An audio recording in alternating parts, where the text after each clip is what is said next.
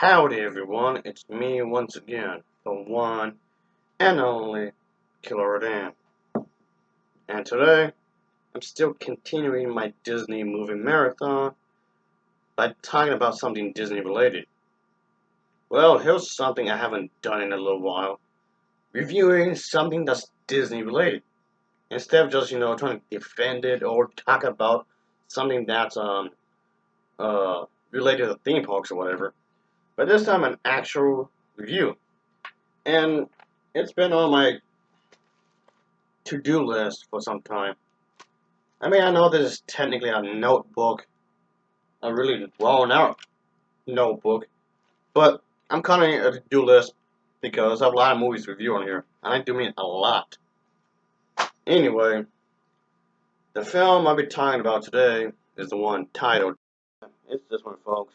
It's a really old movie, and I haven't reviewed an old movie in a while, so yeah, okay, it's gonna use that as an excuse to do this.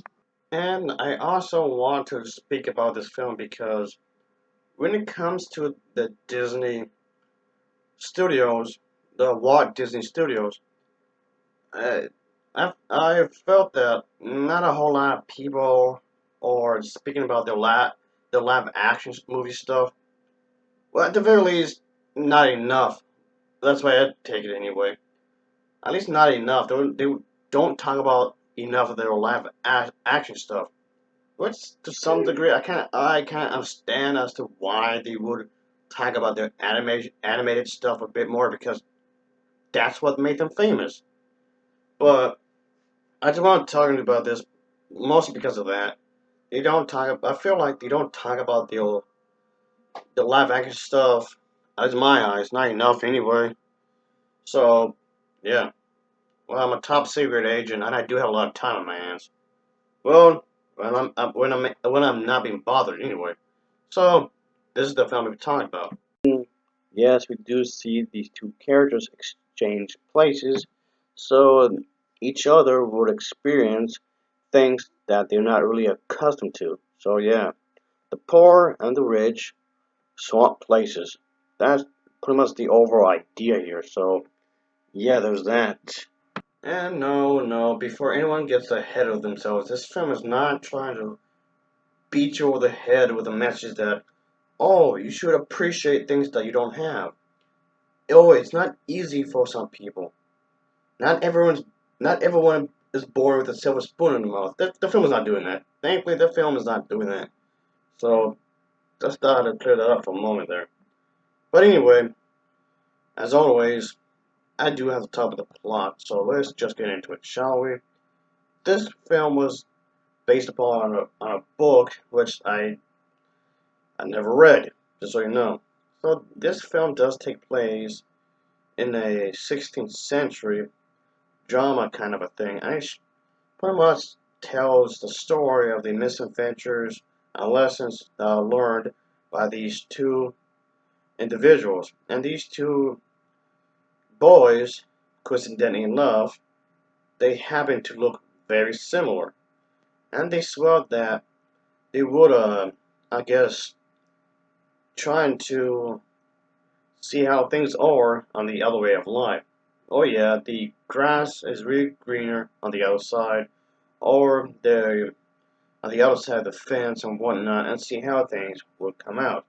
So yes, of course, as the film continues onward, they just have to bump each other and whatnot, and they just want to see how things go. So if anything, this is what you would call a comedy drama, I guess you can say, which it pretty much is. And this film is a movie produced by Walt Disney Productions. It was originally broadcasted on NBC as a three-parter episode on Walt Disney's Wonderful World of Color on March 11th, on March 18th, then March 25th of 1962. The film was directed by this one individual, and let's just say this is a big adventure that these two characters will go through, and the poor character experiences how things are like when he's finally rich. I mean, it's not really his, really, but they just swap spots like I was saying. And the poor kid, yeah, the poor kid experienced that, and the rich kid experiences how it is like to be poor. So yeah, for both of them, it's basically an eye opener. So that's basically the rough the summary of what this film is about. So of course they have to learn to adapt to these situations, and of course it's going to be only time until somebody as close to these boys notice that something's different. Something seems a bit off. So and of course that happens. You already know that's going to happen. The relatives and the friends or whatever, the people who are close to these boys, eventually notice that, hey, something's different. Something is different about these two kids, and that's what happens. So, yeah. So anyway, I can definitely say that this was a pretty good film. I liked it. It's a solid enough film. I can say that it deserves a recommendation for me. This is a Disney film that I wouldn't mind watching again. It should be owned on DVD. And for those who have Disney Plus, by the way, this film is actually on Disney Plus. For those who don't know, uh, yeah, that honestly that's what I watch. I watch this on Disney Plus. If anyone's wondering. So since I watched this film a little while ago, I just figured that I would watch it. And like I said a moment ago, folks, it is on my you know to-do list. So I am reviewing it. So there's that. Okay, got my pin right here. Since I'm not talking about it, there you go. Off the list.